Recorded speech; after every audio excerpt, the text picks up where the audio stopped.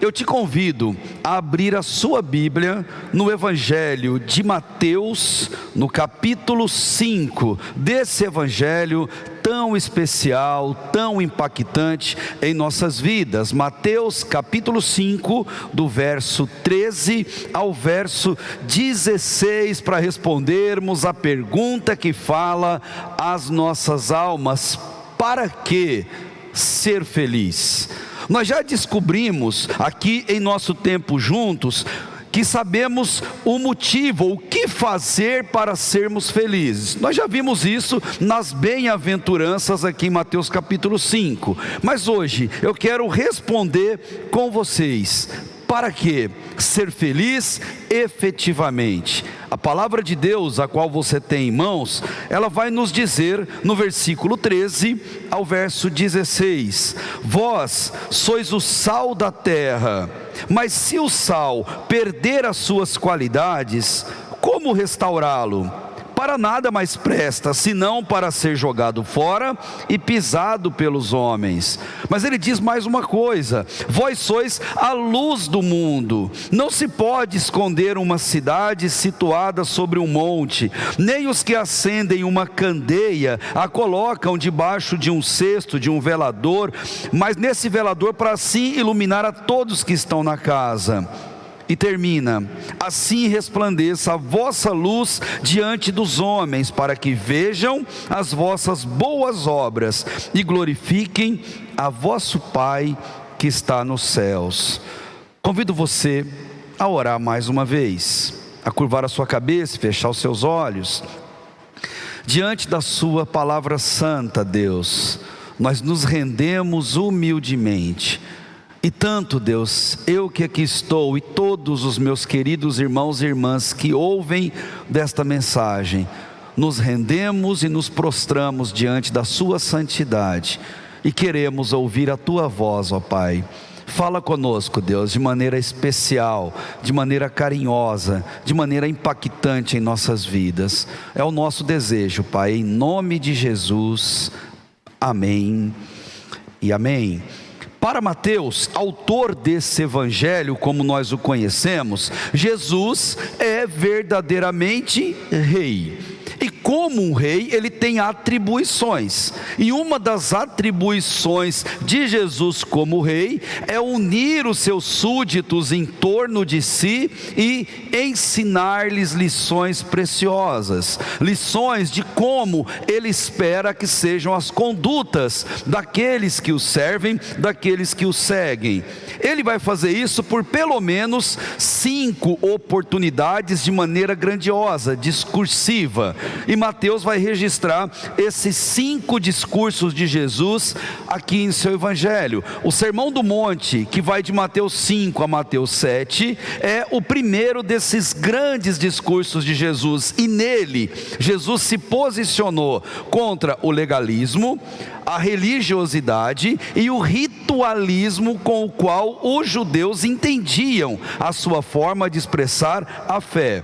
Jesus vai mostrar qual é o padrão divino para quem tem uma vida de fé e de seguidor dele. E para isso, ele vai fazer um sermão ético, mas ao mesmo tempo, um sermão alegre, um sermão feliz. E por que Jesus vai agir dessa maneira? Porque Jesus sabia que a alegria é coisa séria no céu, que a alegria é muito importante no reino de Deus e que simplesmente todas as pessoas na face da terra buscam essa alegria incessantemente, porque a alegria é o combustível para a vida.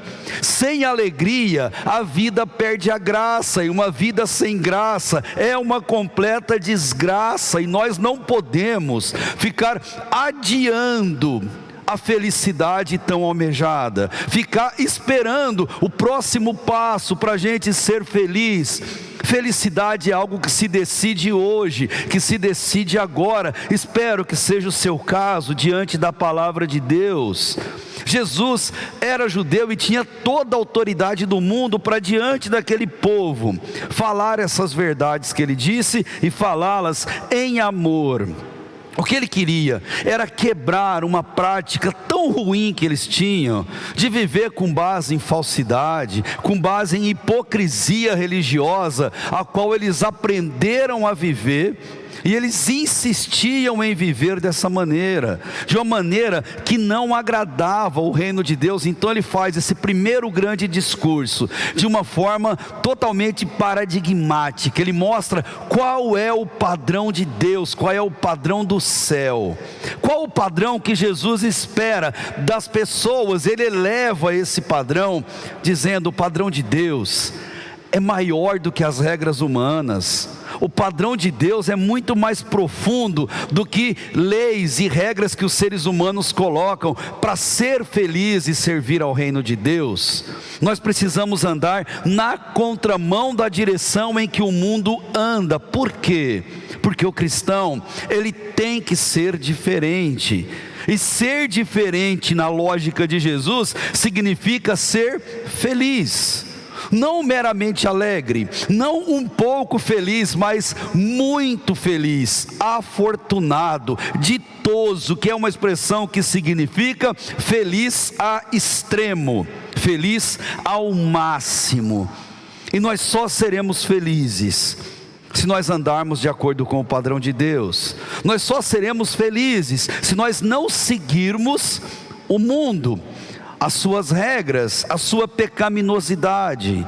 Por isso que ele vai explicar nas bem-aventuranças que todos nós precisamos ser humildes, todos nós precisamos ser mansos, ter fome e sede de justiça, precisamos ser misericordiosos, puros de intenções e pensamentos, pacificadores, como já vimos, e quando perseguidos, e seremos perseguidos por causa do evangelho que nós amamos, o evangelho que nós dedicamos a nossa vida, ele diz: alegre-se quando te perseguirem por causa do evangelho que você ama. Sempre foi assim com a igreja, ela sempre foi perseguida. Por que nós esperamos que seja diferente nessa geração? Nós já estamos vendo essa perseguição a cada momento se mostrando, queridos, e ela vai aumentar. É a marca da volta de Cristo, a volta que nós esperamos, e só aqueles que têm fé verdadeira conseguem suportá-la. E existe uma fé verdadeira. Jesus ensinou que essa fé é condição obrigatória para a gente alcançar a verdadeira felicidade. Então eu quero com você responder essa pergunta: o que fazer ou para que a gente ser feliz? Andando na contramão do mundo, nós vamos entender o para que Jesus quer fazer isso em nossa vida. Ser feliz é para nossa alegria, como diz uma famosa música entoada e cantada nas igrejas? É para nosso proveito próprio? E a resposta é sim. Também é para isso. Ser feliz também é para a gente se rejubilar. A Bíblia nos mostra que a alegria é coisa muito levada a séria no céu, e nós temos que ter essa alegria. Mas ser feliz é muito além. A gente é feliz para glorificar a Deus, e como disse John Piper, Deus ele é muito mais glorificado quando nós mais nos alegramos nele. Quanto mais felizes nós formos, mais Deus será glorificado. No entanto, ser feliz é um objetivo que tem que ser buscado por todo cristão, porque ele tem um propósito maior, é o que Jesus quer ensinar aqui no Sermão do Monte. Felicidade, ela não pode ser uma emoção passageira, que bate e vai embora, ligada a momentos ou circunstâncias na vida. Felicidade verdadeira tem que ser um sentimento, uma condição, um estado eterno, que começa aqui e vai até a eternidade com Cristo. Você que está me ouvindo, você nasceu para ser feliz, isso é fato. Nasceu para ser afortunado, ditoso, realizado, isso é verdade. Porém, e acima de tudo, para a sua própria felicidade, você deve buscar a felicidade dos outros. Essa é a lição de Jesus nesse texto que Ele nos permite estudar aqui juntamente. Todo cristão, ele é usado por Deus como ferramenta, como canal de bênção na vida dos outros, inclusive daqueles que estão completamente perdidos em seus delitos e em seus pecados, porque nós, pessoas, nós somos um método de Deus para Ele ser visto, amado, desejado e buscado pelas pessoas. E queridos, nada, absolutamente nada, mostra Jesus mais às pessoas do que a nossa alegria, do que a nossa forma de enxergar a vida, de superar os problemas, as dificuldades, as dúvidas. Nada é mais impactante do que a alegria de um filho de Deus para trazer alguém triste para o reino de Deus. O mundo caminha totalmente o contrário, nos impulsiona, nos obriga, nos mostra que precisamos ser desejados pelas pessoas, pelos bens que conquistamos, móveis, imóveis que adquirimos. Mostra que temos que ser desejados pela nossa beleza, principalmente se ela for mostrada com poucas roupas em rede social, em busca de curtidas, em busca de seguidores, como se nós clamássemos, implorássemos por elogios, por reconhecimento ou por nos sentirmos desejados. Nós somos tentados humanamente a usarmos tudo e todos em nossa volta para manutenção dessa tal felicidade momentânea. E por vezes nós nos esquecemos que a felicidade verdadeira é aquela que começa aqui, não para e avança por toda a eternidade. Para ser feliz, nós precisamos andar na contramão de direção. E para que ser feliz? A resposta é: seja feliz, porque o mundo depende da sua felicidade. Eu vou repetir. Você quer saber para que ser feliz? Seja feliz, porque o mundo lá fora depende da sua felicidade. A sua felicidade fará com que as pessoas lá fora também sejam felizes. A sua felicidade levará a graça de Deus até as pessoas. Um crente não pode ser infeliz, não pode ser carrancudo, não pode ser inimigo de tudo e de todos, brigado com o mundo, mal-humorado, uma pessoa indesejada. Não é papel de um cristão. Você não vê na Bíblia Jesus isolado, toda hora as pessoas vinham até ele. Jesus, ele contagiava as pessoas pela sua alegria. Do lado de Jesus juntavam-se milhares de pessoas, e não era só porque ele fazia milagre, porque ele curava, expulsava demônio, ressuscitava mortos, porque ele multiplicava pão, multiplicava peixe, porque Jesus era alegre, era gostoso estar na presença e na companhia de Jesus. E nós, como cristãos, temos que resplandecer essa alegria da mesma forma que ele fazia, porque sendo felizes, nós levamos a graça de Deus até as pessoas que estão em nossa volta. Você quer ser feliz? A melhor maneira para isso, como diz Baden-Powell, que é o fundador dos escoteiros ou do escoteirismo no mundo, a melhor maneira de ser feliz é contribuir para a felicidade dos outros. Mas para que ser feliz? Para que efetivamente você ser feliz de acordo com esse texto? Primeiro, no versículo 13, para que o mundo, esse mundo que nós vivemos, tenha graça. No versículo 14 e 15, para que todos em sua volta vejam a luz. E no verso 16, para que ser feliz? Para que vejam Jesus em nós, para que vejam Jesus em todos os nossos atos. Se até ouvir essa mensagem você ainda não estava feliz, ao término dela você precisa se encher dessa felicidade. Você precisa sair dessa mensagem simplesmente diferente de como você entrou. Diante do texto bíblico, saia amando para ser amado, saia fazendo diferença, perdoando para ser perdoado. Depois de olhar o texto bíblico, saia chorando para poder sorrir depois. E quando for perseguido, e você será, alegre-se com isso.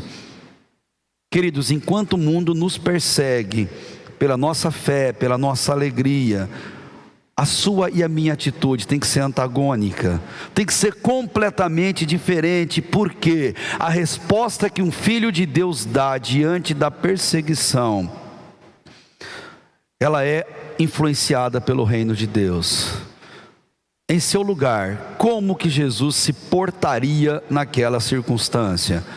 Em seu lugar, o que Jesus postaria depois da hashtag?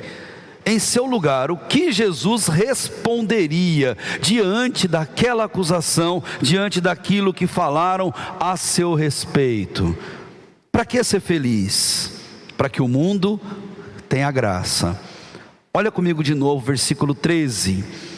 Vós sois o sal da terra. Cristo afirma isso. Mas se o sal perder as suas qualidades, que é dar sabor, como restaurá-lo? Para nada mais presta, senão para ser jogado fora e pisado pelos homens. Ele é inútil para qualquer outra função, se ele perder o seu sabor de sal especificamente. Naquele mundo hipócrita, religioso, ritualístico dos fariseus, a gente aprende uma coisa muito séria. Eles viviam de aparência, gente. Uma vida de aparência é uma vida totalmente sem sentido, é uma vida totalmente vazia, é uma vida que a pessoa, quando está sozinha, se torna seu pior inimigo. Não se dá bem consigo mesmo quando está só, porque eles não eram felizes, eles não transmitiam graça ao mundo e às pessoas. E por que eles não faziam isso? Porque nós só podemos dar a alguém o que nós temos, e eles não tinham graça. Como que eles levariam essa graça até as pessoas? Eles tinham religiosidade, dureza, mas não tinham a graça de Deus de jeito nenhum. Eles não podiam transmitir graça. Mas quem pode fazer isso verdadeiramente?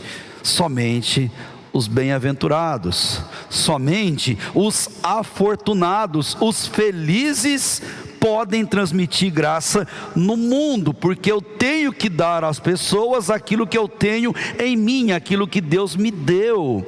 Justamente por isso, eu quero entender com você, quem são esses bem-aventurados que o texto bíblico fala? São aqueles que andam na contramão da religião e do mundo, são aqueles perseguidos pelo seu amor incondicional por Deus, aqueles que não se lamentam, aqueles que não têm autopiedade, não ficam de mimimi, não se acham coitadinhos do reino de Deus. Quem são? São aquelas pessoas que tomam decisões para ser feliz. E que decisão essas pessoas tomam? São as próprias decisões que elas vão adotar em suas vidas. Fogem da autopiedade, fogem da autocomiseração. E essas pessoas, em suas decisões, primeiro, elas se tornam diferentes do mundo. O cristão é diferente do mundo. O mundo é triste, o cristão é feliz.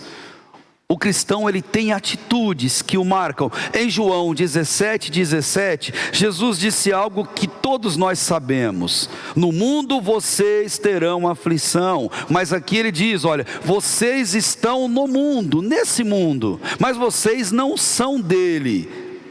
Ele está dizendo, querido, se você me ama, se você me serve, você estará no mundo em trevas, no mundo apodrecido, mas você não é do mundo, você é meu.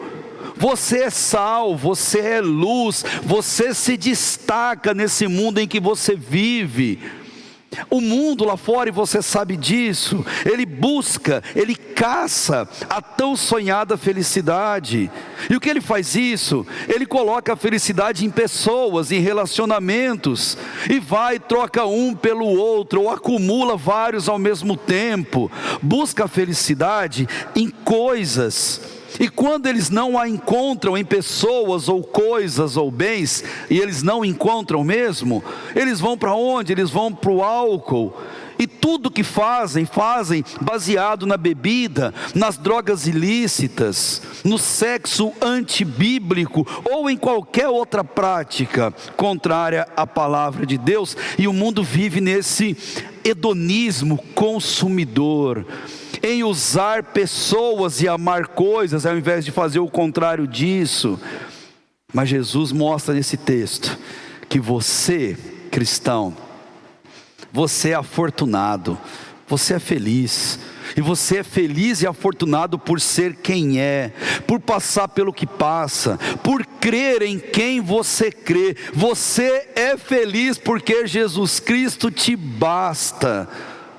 Por isso você é feliz, por isso você contagia o mundo. E se você não for diferente do que todo mundo é, do que todo mundo faz, do que todo mundo pensa, você pode até ser uma pessoa boa, viver uma vida boa e fazer boas obras para as pessoas, mas o texto bíblico diz que você será bom para nada, será inútil. Por isso que Jesus diz: se o sal perder as suas qualidades espirituais e eternas, ele não serve para nada.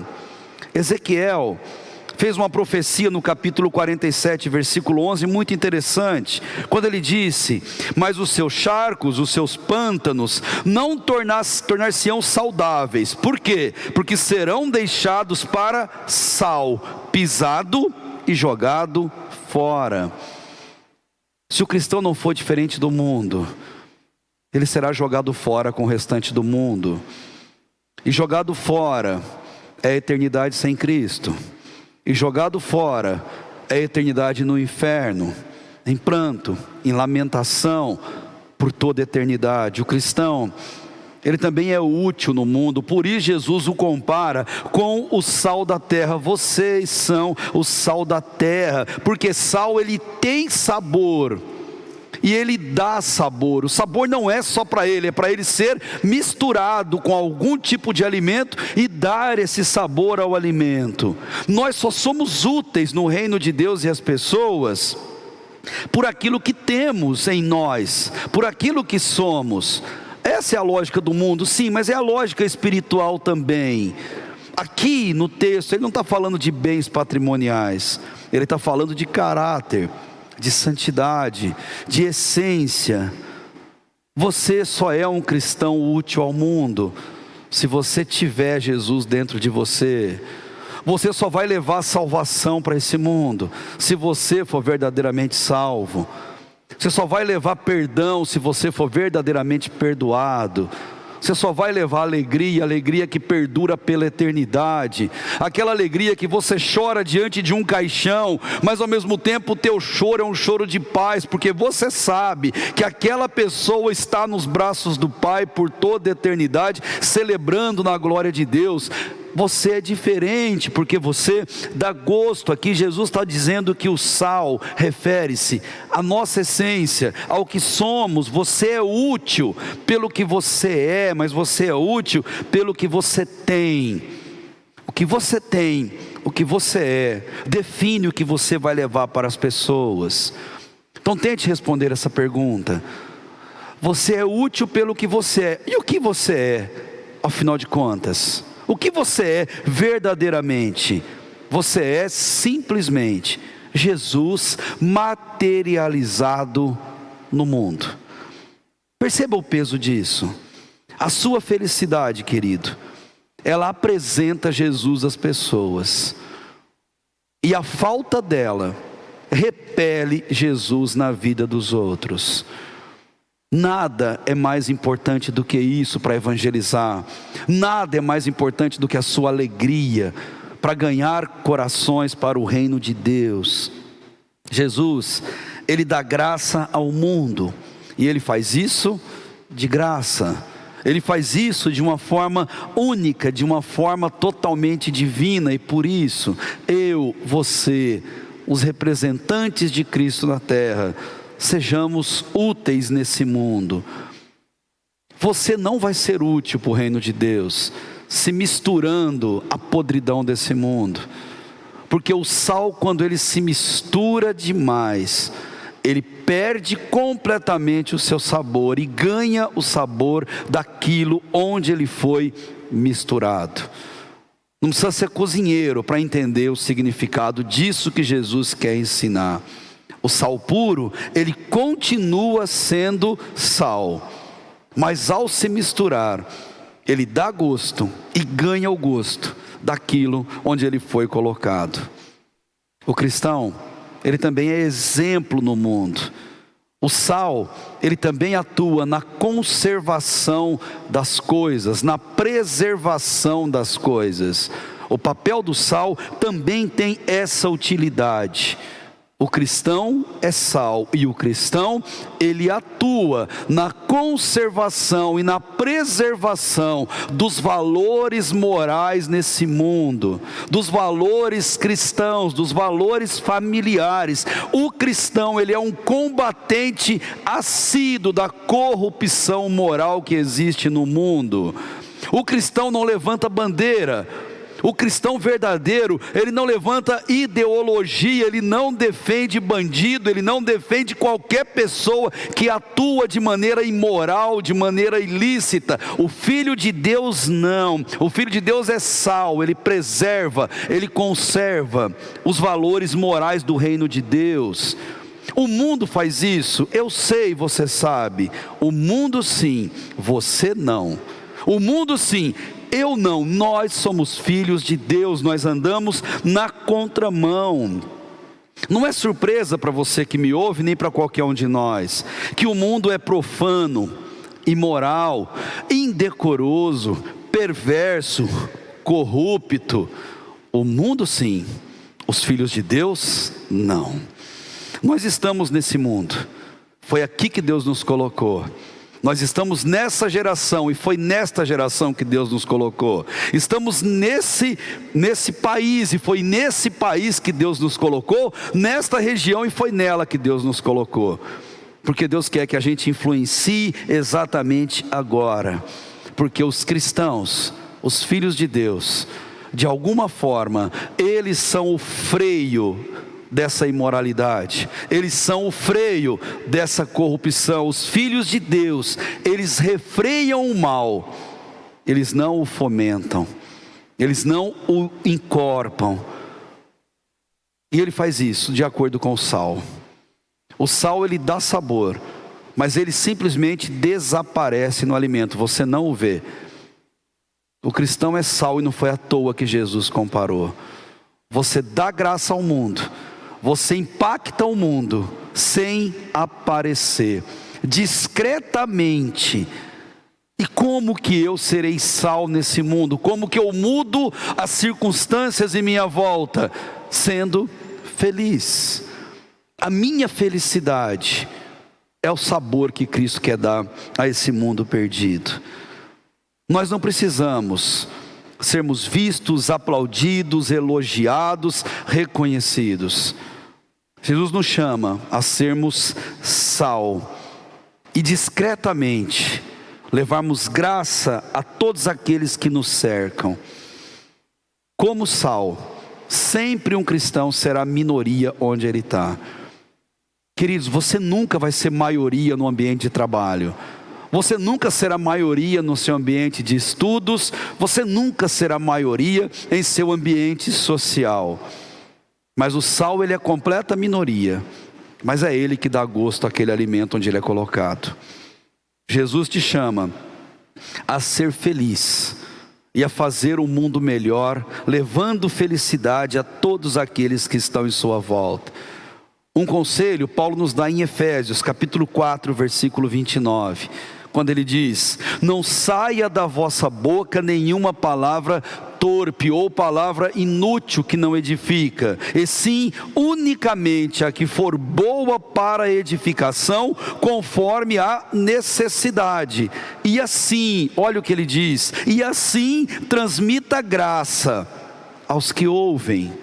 as tuas palavras são condutores de graça, são condutores de felicidade para as pessoas. O que você tem falado e como você tem falado diante daqueles que estão em sua volta, aquilo que você usa, aquilo que você fala, é graça de Deus para as pessoas, ou você é a própria expressão da graça de Deus onde seus pés estão fincados? Para que ser feliz? Para que o mundo tenha graça, e esse mundo, ele precisa de graça. Do verso 14 ao verso 15, para que ser feliz? Para que todos vejam a luz em você. O verso diz: vós sois a luz do mundo. Não se pode esconder uma cidade situada sobre um monte, nem os que acendem uma candeia colocam debaixo de um cesto, mas no velador, na parte alta, e assim ela ilumina todos que estão na casa. Deixe-me ser bem direto. O que Jesus quer dizer para mim e para você: você é a Bíblia que o mundo lê. Você é a Bíblia que a esmagadora maioria das pessoas terão acesso durante toda a sua vida. Você é a palavra de Deus no meio onde você vive. Você é feliz exatamente para isso, para que as pessoas leiam Jesus por meio da sua vida. É para isso que Jesus te transforma em luz, ou em candeia, ou em aquele transmissor dessa luz. E luz aqui é conhecimento, e devemos ser esses livros abertos. Hendrickson, que é um grande teólogo, ele diz: se a nossa conduta não corresponde ao nosso chamamento, ou sermos sal, sermos luz, então nossas palavras serão de pouquíssimo valor. Luz significa o verdadeiro conhecimento de Deus.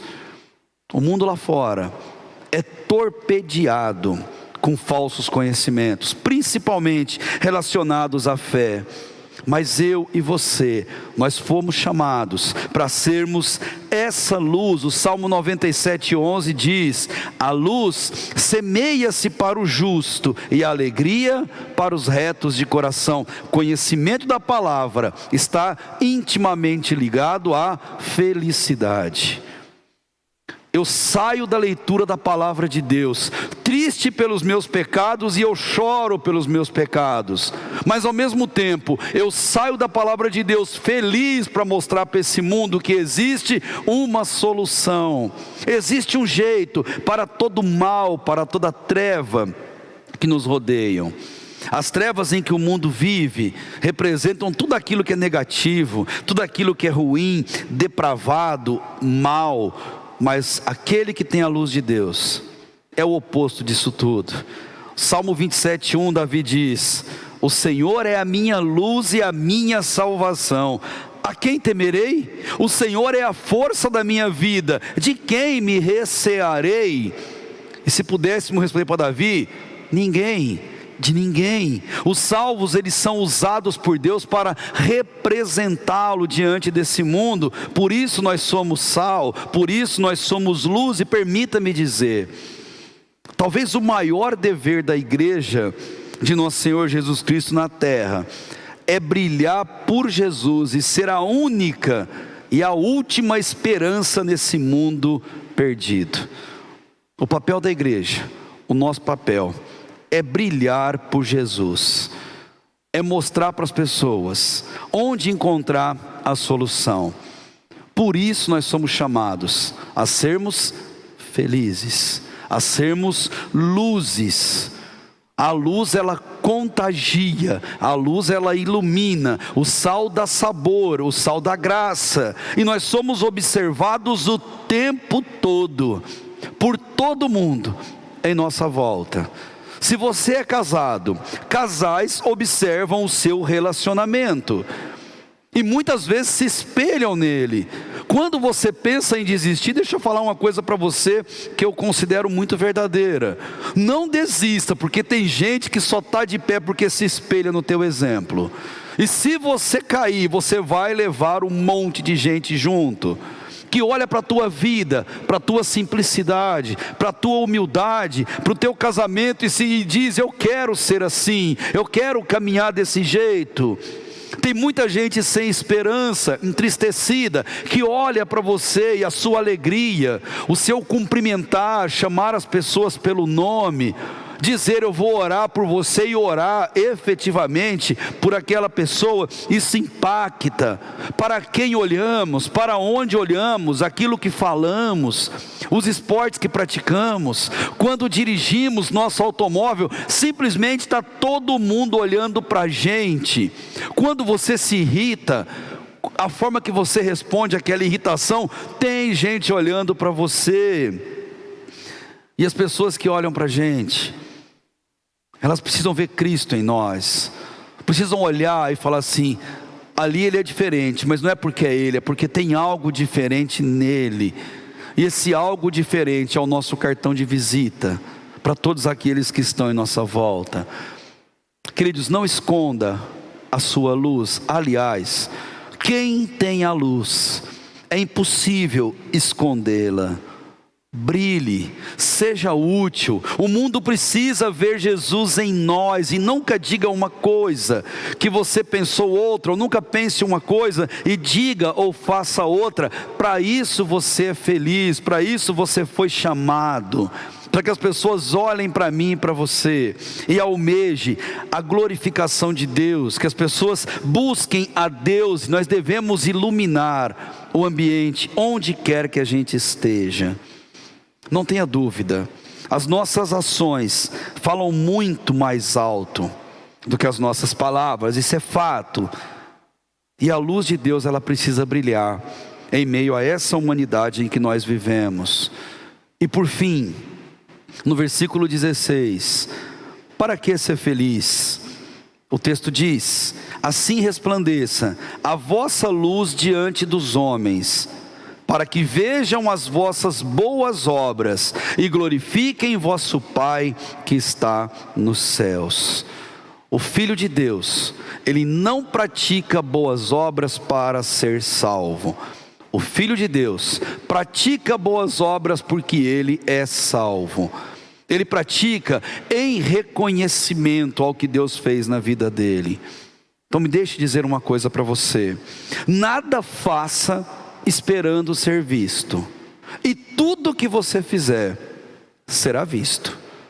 Nada faça esperando ser reconhecido, e tudo que você fizer será reconhecido.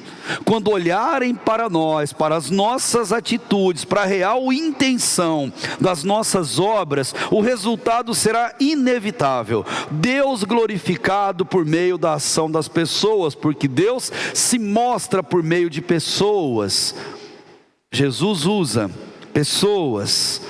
Nossas obras, elas devem ser usufruídas pelas pessoas. Esse é o propósito delas. Não gerar reconhecimento para quem pratica, porque o mundo parece que tudo que ele faz é para ser visto, para ser elogiado, para ganhar alguma vantagem, ou para receber um cargo público ou eletivo em alguma eleição, menos apontar para a glória de Deus. E nossas ações como filhos de Deus, elas têm que ter um único propósito: glorificar a Deus, apontar para a cruz de Cristo. As pessoas em sua volta, elas têm visto Jesus em sua vida? Você tem levado graça ao mundo? Você tem levado a luz de Cristo para as pessoas?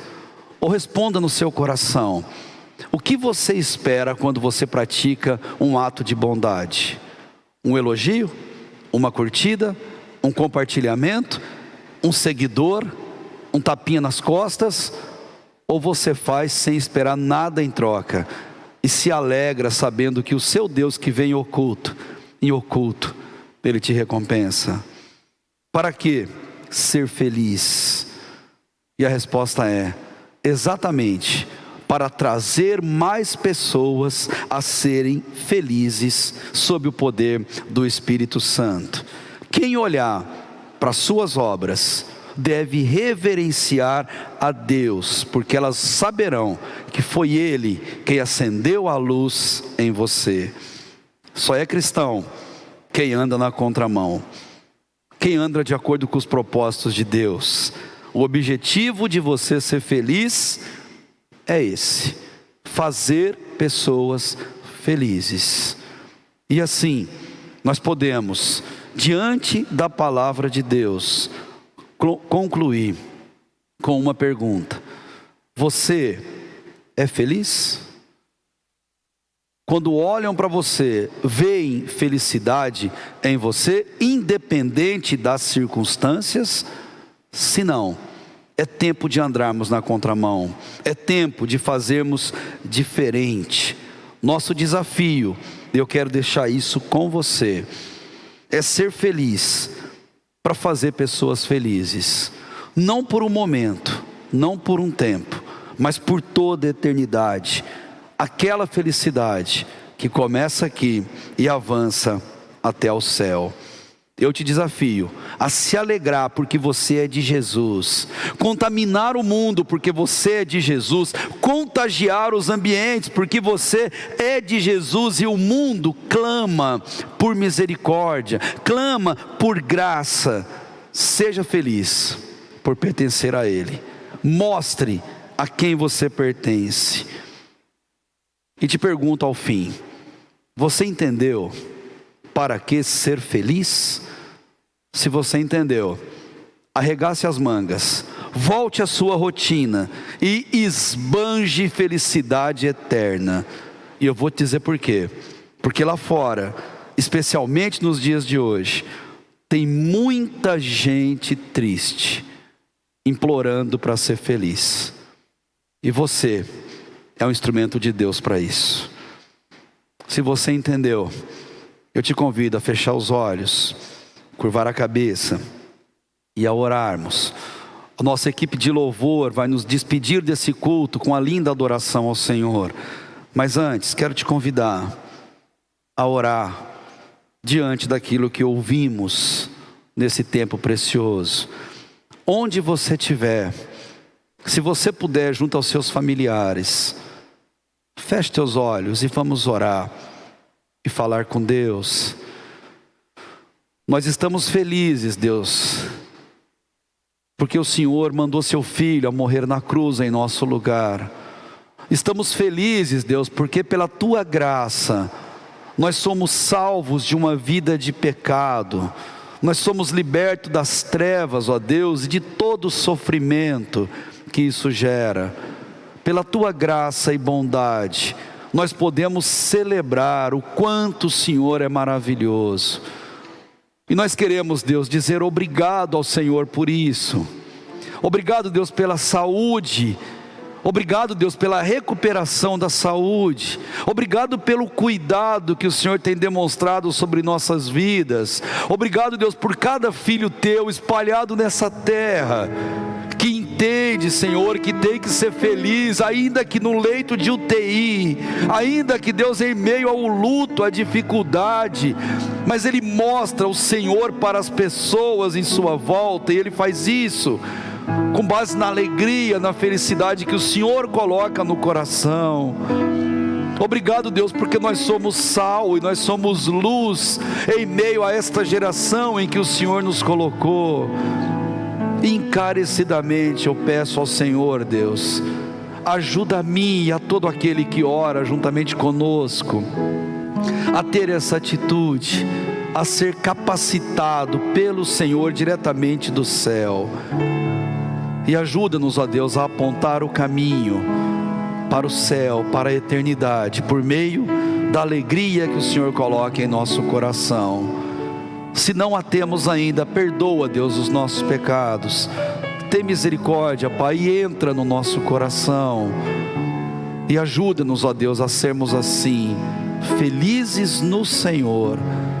Porque lá fora, Deus, tem muita gente infeliz. E obrigado por nos usar para levar essa felicidade, Pai. Por isso nós te louvamos e nós te agradecemos. E que o grande amor de Deus, nosso Pai, que a graça sempre salvadora e santificadora de Jesus Cristo e a comunhão feliz, alegre, com as consolações do Espírito Santo, sejam, Deus, com a nossa vida, nossa família, nossa casa, com a nossa igreja hoje, amanhã e para todos sempre, em nome de Jesus. Amém e amém.